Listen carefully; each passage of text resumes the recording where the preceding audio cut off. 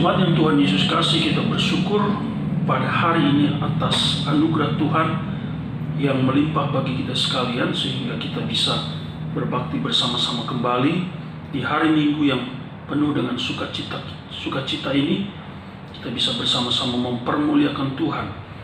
Dan pada kesempatan ini kita akan merenungkan kebenaran firman Tuhan. Sebelum kita merenungkan sabda Tuhan, mari kita berdoa. Tuhan, kami akan merenungkan firman-Mu. Kami bersyukur untuk anugerah Tuhan yang luar biasa bagi kami sekalian. Kami bisa bersama-sama memuji-muji Tuhan dalam ibadah ini. Dan saatnya kami akan merenungkan sabda Tuhan. Pimpin dan berkatilah kami semua, sehingga kami menikmati berkat Tuhan hari ini. Di dalam nama Tuhan Yesus kami berdoa. Amin. Mari kita membuka firman Tuhan dari kitab 1 Samuel 22 ayat 6 sampai ayat 23. 1 Samuel pasal 22, kita membaca ayat 6 sampai ayat 23. Namun saya tidak membaca keseluruhan ayat, jemaat Tuhan. Saya hanya membaca beberapa ayat saja. Marilah kita mengikuti bacaan firman Tuhan pada hari ini. Saya mulai dari ayat 7. Ayat 8, 9, dan 10, lalu ayat yang ke-16, 17, 18, dan 19. Lalu berkatalah Saul kepada para pegawainya yang berdiri di dekatnya, "Cobalah dengar, ya orang-orang Benyamin, apakah anak Isai itu juga akan memberikan kepada kamu sekalian ladang dan kebun anggur? Apakah ia akan mengangkat kamu sekalian menjadi kepala atas pasukan 1.000 dan atas pasukan 100, sehingga kamu sekalian mengadakan persepakatan melawan aku, dan tidak ada seorang pun yang menyatakan kepadaku bahwa anakku mengikat diri dengan anak Isai itu? Tidak ada seorang pun dari kamu yang cemas karena aku, atau yang menyatakan kepadaku bahwa anakku telah menghasut pegawaiku melawan aku menjadi penghadang seperti sekarang ini?" Lalu menjawablah Doeg orang Edom itu yang berdiri dekat para pegawai Saul, katanya, "Telah kulihat bahwa anak Isai itu datang ke Nob kepada Ahimelek bin Ahitub. Ia menanyakan Tuhan bagi Daud dan memberikan bekal kepadanya. Juga pedang Goliat orang Filistin itu diberikannya kepadanya." Ayat yang ke-16. "Tetapi raja berkata, engkau mesti dibunuh, Ahimelek, engkau dan seluruh keluargamu." Lalu raja memerintahkan kepada bentara yang berdiri di dekatnya, "Majulah dan bunuhlah para imam Tuhan itu, sebab mereka membantu Daud. Sebab walaupun mereka tahu bahwa ia melarikan diri, mereka tidak memberitahukan hal itu kepadaku." Tetapi para pegawai raja tidak mau mengangkat tangannya untuk memarang imam-imam Tuhan itu. Lalu berkatalah raja kepada Doeg, "Majulah engkau dan paranglah para imam itu." Maka majulah Doeg orang Edom itu, lalu memarang para imam itu. Ia membunuh pada hari itu 85 orang yang memakai jubah efod dari kain lana. Juga penduduk Nob, kota imam itu, dibunuh raja dengan mata pedang. Laki-laki maupun perempuan, kanak-kanak maupun anak yang menyusu, ula lembu, keledai, dan domba dibunuhnya dengan mata pedang. Sedemikian pembacaan firman Tuhan. Berbahagialah kita yang membaca, merenungkan, serta melakukan firman Tuhan dalam kehidupan kita. Tema kita hari ini, jemaat Tuhan, adalah kemarahan merusak pola pikir. Kalau kita membaca Alkitab, firman Tuhan tidak pernah melarang orang Kristen untuk marah. Marah yang seperti apa? Banyak para tokoh Alkitab marah pada waktu mereka melihat ketidakbenaran, marah pada waktu melihat orang hidup dalam dosa, dan mereka ingin supaya orang itu kembali kepada Tuhan. Yesus pun pernah marah pada waktu bait Allah, bait suci, itu disalahgunakan oleh kebanyakan orang. Mereka bukan menggunakan bait suci untuk mencari Tuhan, untuk beribadah kepada Tuhan, tetapi untuk hal-hal yang lain. Sehingga Yesus marah. Yesus marah dengan keinginan supaya orang mencari Tuhan. Yesus marah supaya orang berbalik kepada Tuhan. Yesus marah supaya orang menyadari kesalahannya. Nah, kemarahan-kemarahan yang seperti itu adalah kemarahan yang sangat menyenangkan hati Tuhan. Tetapi ada kemarahan yang merusak pola pikir kita. Pada waktu kita marah, justru bukan mendatangkan kebaikan. Pada waktu kita marah, bukan membuat orang datang kepada Tuhan. Pada waktu kita marah, justru membuat orang jauh meninggalkan Tuhan. Dan kita tidak memiliki pemikiran-pemikiran yang baik. Itu adalah kemarahan yang membuat Tuhan juga marah atas hidup kita. Nah, kita melihat dalam bacaan firman Tuhan ini, jemaat yang Tuhan Yesus kasihi, kisah ini sangat memilukan. Mengapa? Karena Saul membunuh para imam di Nob. Saul membunuh hamba-hamba Tuhan. Para imam yang menjadi jembatan untuk memimpin peribadatan orang-orang Israel kepada Tuhan. Ya, para imam yang seharusnya dihormati oleh Saul. Tetapi dalam bagian ini justru Saul membunuh, membantai dengan kekejaman yang begitu luar biasa.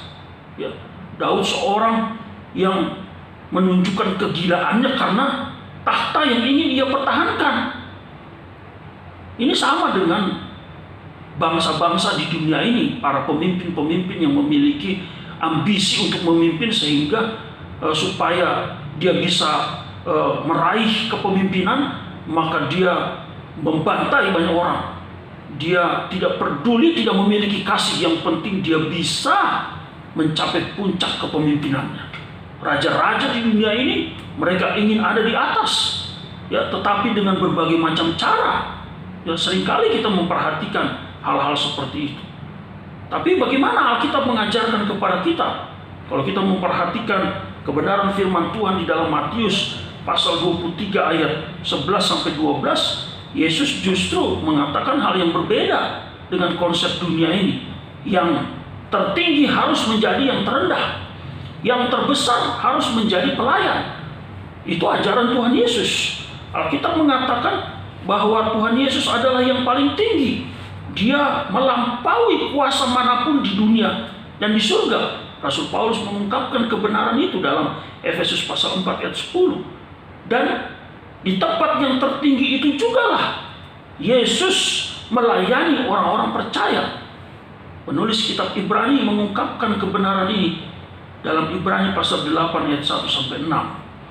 Jemaat yang Tuhan Yesus kasihi, Alkitab membukakan kepada kita apa yang dapat terjadi kepada seseorang yang tidak mempunyai Tuhan di dalam hidupnya. Kalau kita memperhatikan Saul yang tadinya begitu pemalu, ya, dan dia tidak menginginkan kedudukan apapun. Namun sekarang kalau kita membaca bagian firman Tuhan ini, Saul berubah menjadi seorang yang ganas, seorang pembunuh yang kejam demi mempertahankan tahtanya. Ini sangat mengerikan. Saul menjadi marah dan kemarahannya itu merusak pola pikirnya. Pola pikir yang seharusnya memuliakan dan menyenangkan Tuhan, jemaat yang Tuhan Yesus kasihi, kini tidak lagi. Kemarahannya dikuasai setan. Ya. Mari jemaat yang Tuhan Yesus kasihi, kita melihat rentetan kisah ini satu persatu. Bagaimana Saul, dia memiliki kemarahan yang merusak pola pikirnya sehingga tidak ada lagi kebaikan di hatinya. Yang pertama, jemaat yang Tuhan kasih, kita perhatikan ayat 7. Lalu berkatalah Saul kepada para pegawainya yang berdiri di dekatnya, "Cobalah dengar, ya orang-orang Binyamin." Sepintas perkataan Saul ini tidak memiliki makna apa-apa. Dia hanya sekedar menyapa orang-orang Binyamin, orang-orang yang sama, sesuku dengan dia. Tetapi kalau kita perhatikan, jemaat yang Tuhan Yesus kasihi, perkataan Saul dalam bagian ini memiliki makna agar orang-orang Binyamin yang satu suku dengan dia ini memberikan dukungan kepada dirinya. Seorang penafsir mengungkapkan bahwa Saul kemungkinan pada waktu itu sudah ditinggalkan oleh orang-orang Israel. Harapan Saul hanya ada pada suku Binyamin yang satu suku dengan dirinya. Saul menginginkan supaya orang-orang Binyamin itu memberikan dukungan penuh supaya tahtanya bisa bertahan, Saul tetap bisa menjadi raja Israel. Tidak ada yang bisa mengganggu kedudukannya sebagai seorang raja. Mari kita merenungkan tentang cara-cara Saul dalam bagian ini. Pada waktu dia kehilangan dukungan, ya, dia mencoba supaya orang-orang Binyamin ini bisa mendukung dia dengan berbagai macam cara. Ya, ini satu hal yang sangat menyedihkan sebenarnya jemaat yang Tuhan Yesus kasihi. Ya, ini merupakan suatu tuntutan yang sangat salah. Saul menuntut supaya orang-orang Binyamin mendukung dia. Nah, kita memperhatikan dalam bagian firman Tuhan ini, memang ada banyak orang-orang Binyamin yang memberikan dukungan kepada Saul meskipun Saul sudah mati dan Daud sudah menjadi raja Israel, dan banyak orang-orang Binyamin yang masih memberikan dukungan kepada Saul. Salah satu contohnya kalau kita melihat firman Tuhan dalam 2 Samuel pasal 16 ayat 5 sampai ayat yang ke-8 dan ayat yang ke-13, firman Tuhan menceritakan tentang seorang bernama Simei. Simei adalah salah satu kaum keluarga Saul.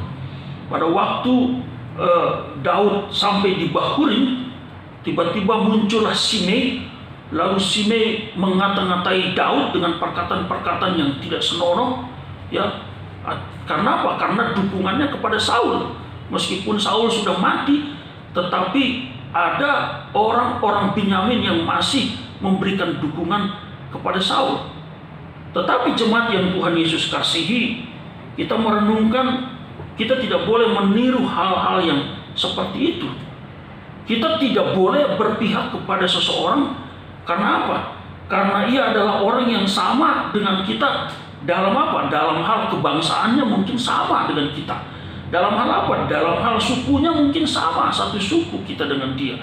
Dalam hal apa lagi? Dalam hal golongannya, dalam hal jenis kelaminnya, dalam hal kondisi ekonominya, dalam hal partai, dalam hal gereja atau alirannya yang sama. Baru kita memberikan dukungan, kita memberikan keberpihakan kita kepada dia.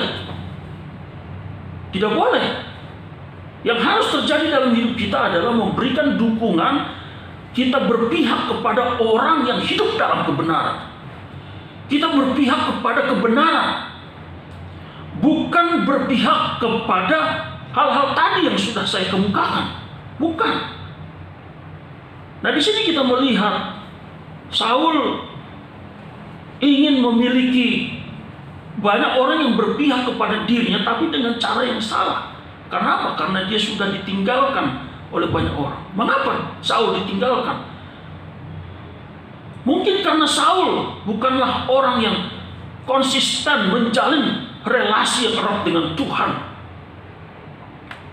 Sehingga ini menjadi hal yang sangat memilukan hati.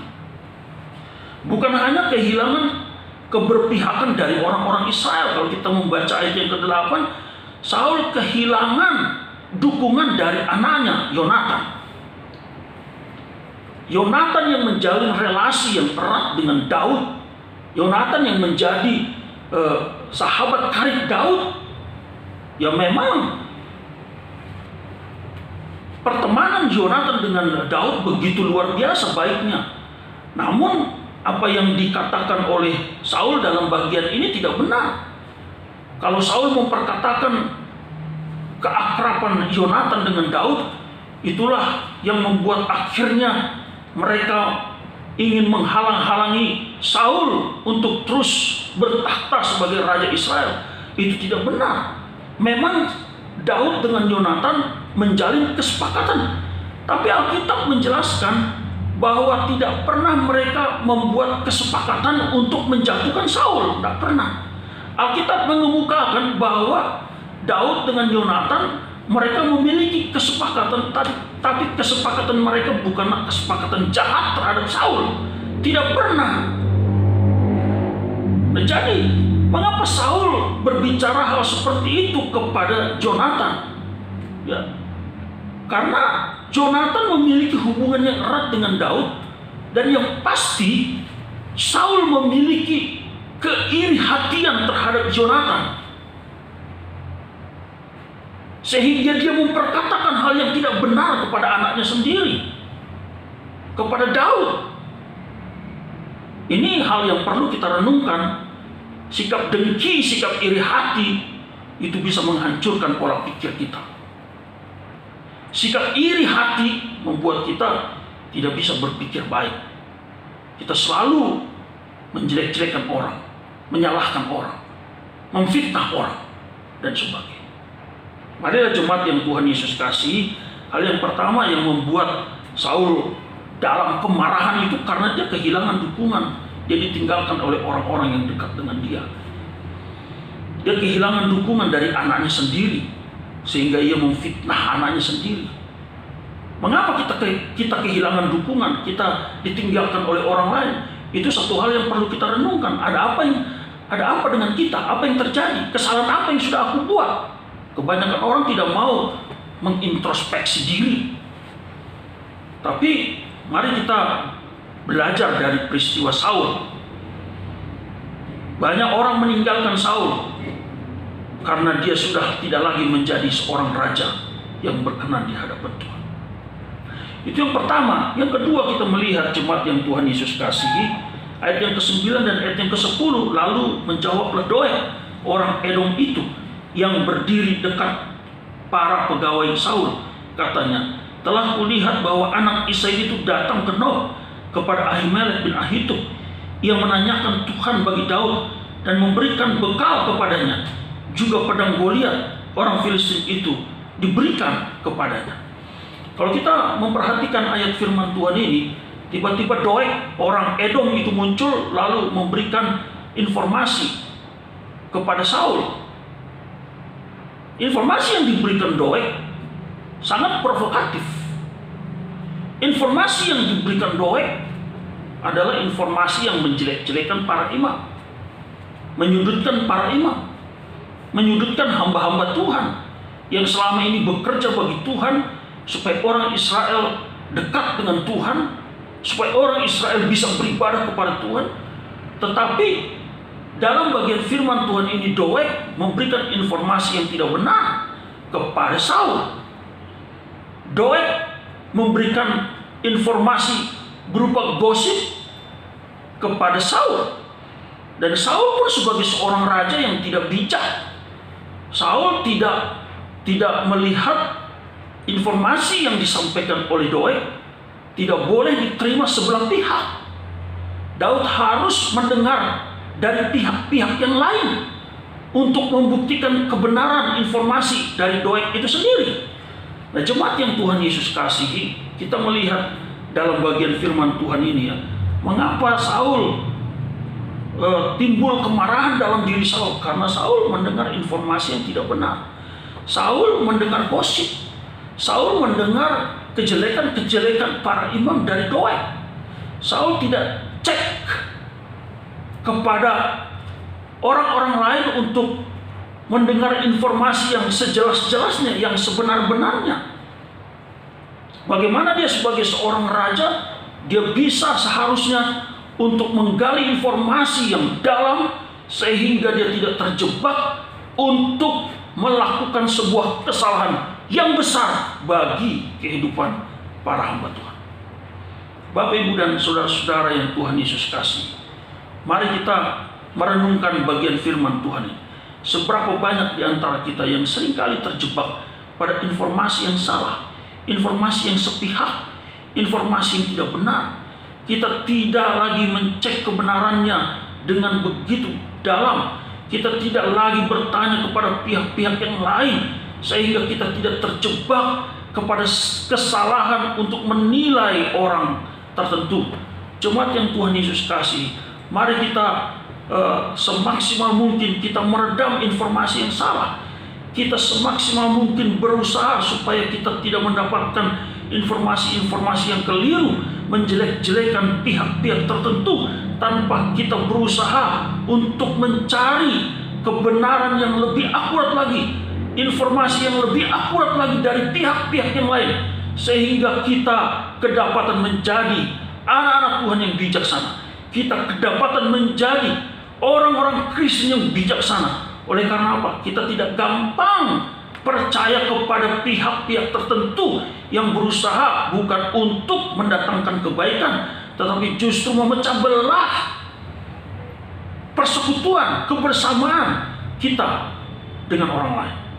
Marilah jemaat yang Tuhan Yesus kasih, kita merenungkan bagian ini, sehingga kita terus berdoa kepada Tuhan.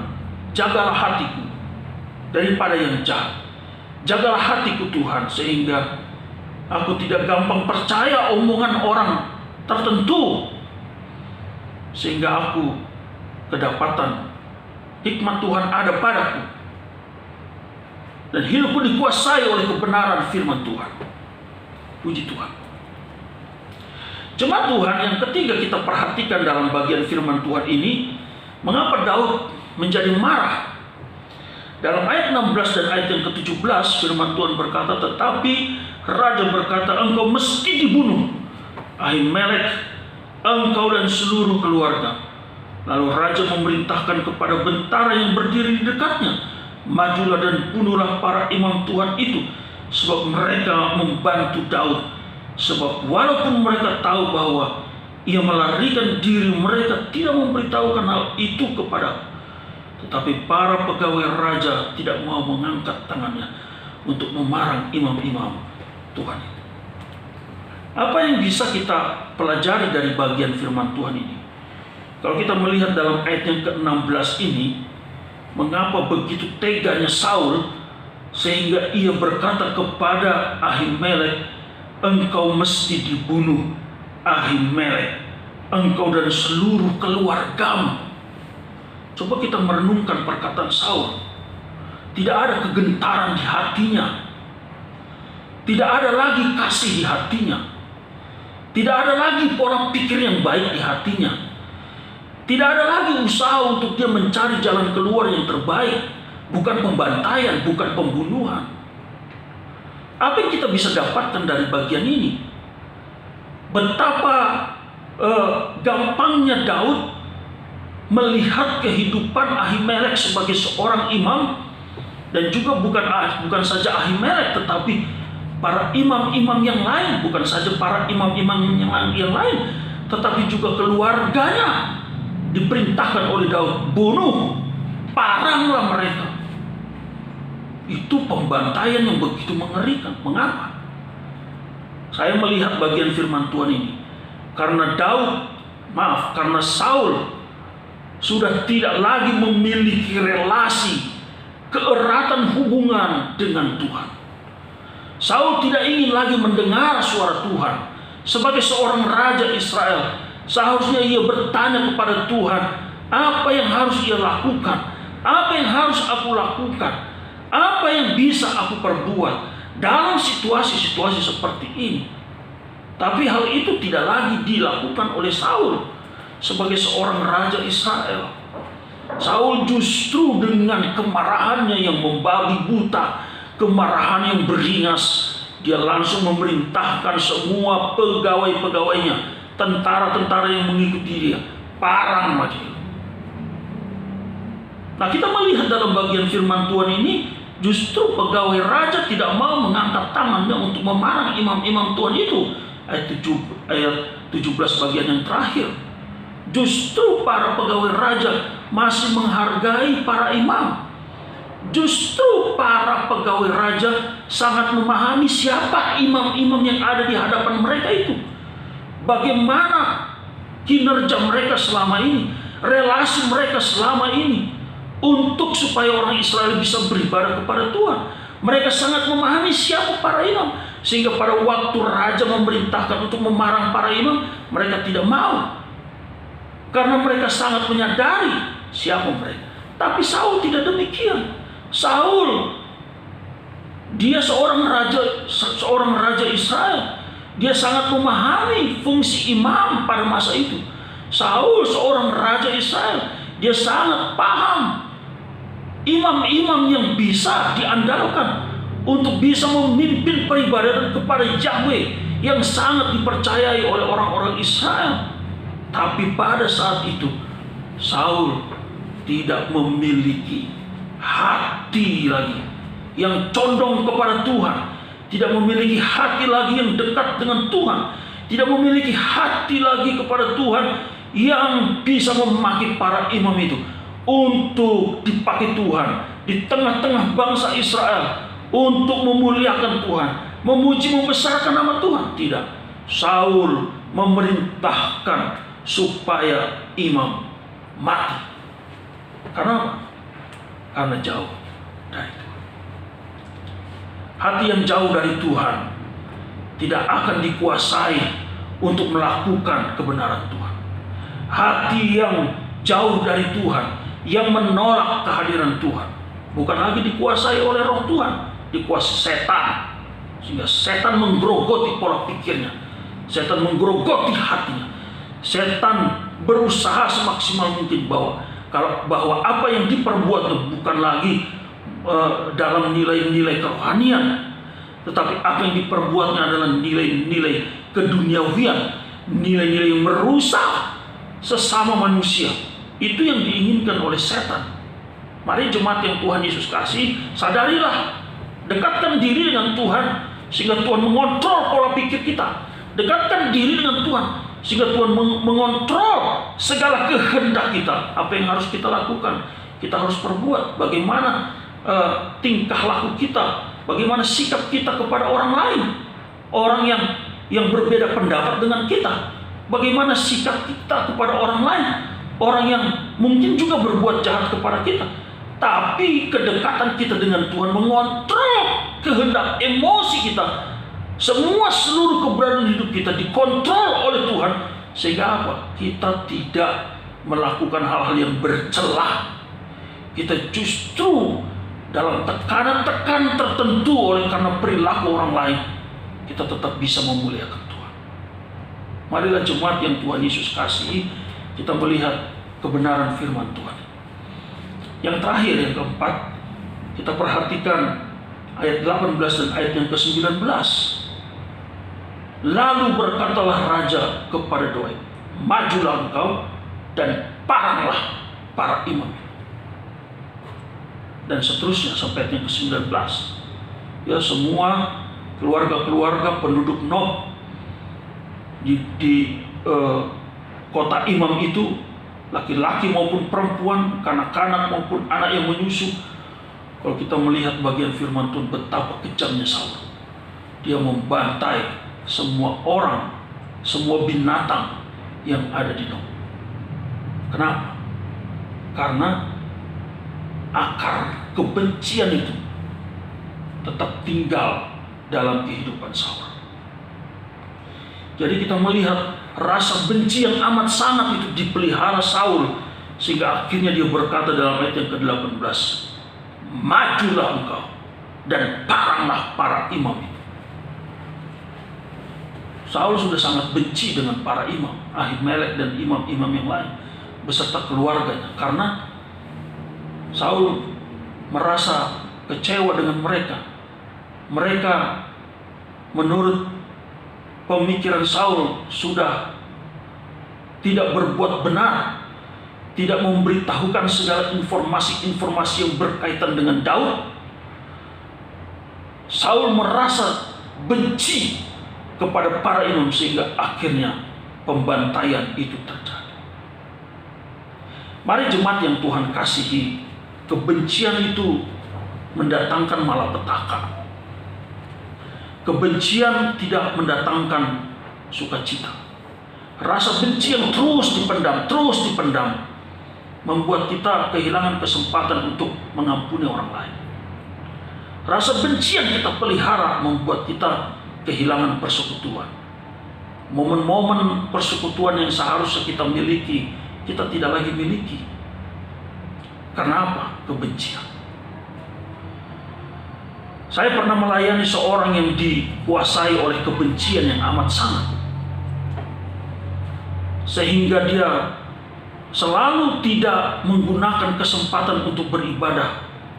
Pada waktu dia melihat seseorang yang ia benci, maka dia tidak ikut ibadah itu.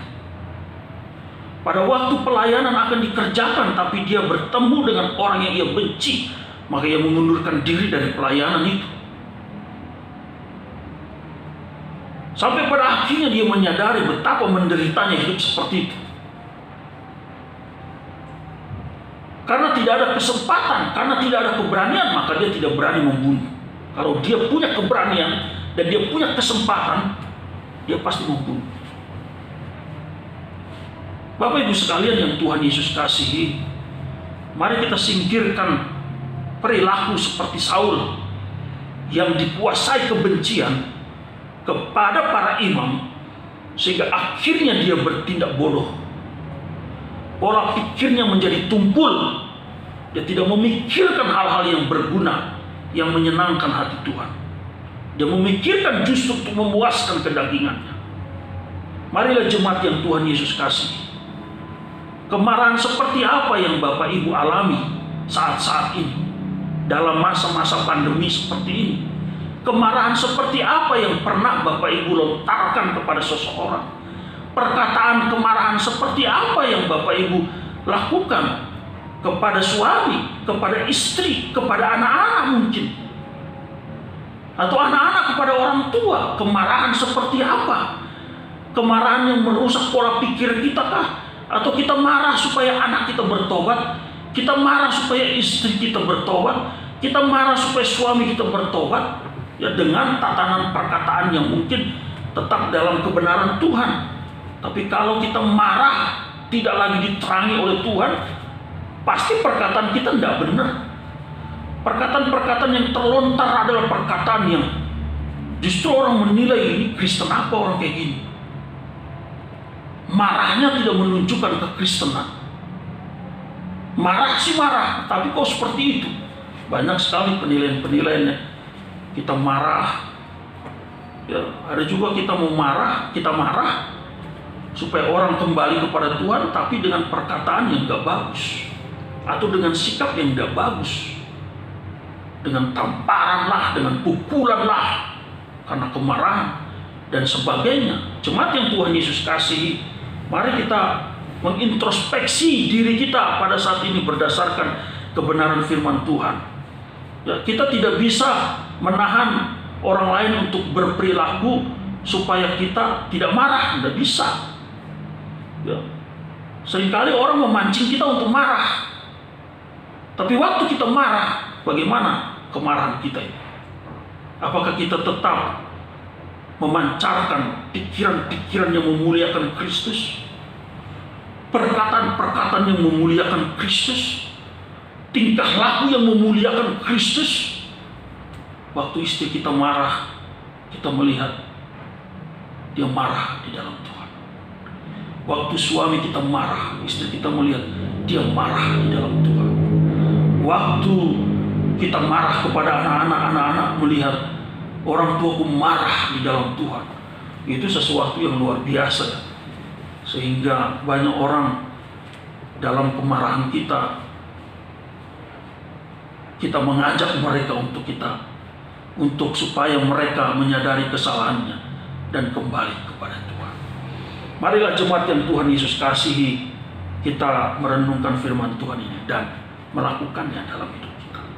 Biarlah firman Tuhan memberkati kita semua. Amin. Kita berdoa. Tuhan, terima kasih untuk kebenaran firman-Mu yang sudah kami renungkan pada pagi hari. Tuhan, berkatilah kebenaran firman-Mu sehingga kami semua dimampukan oleh Tuhan untuk melakukan firman Tuhan dalam kehidupan kami tiap-tiap hari.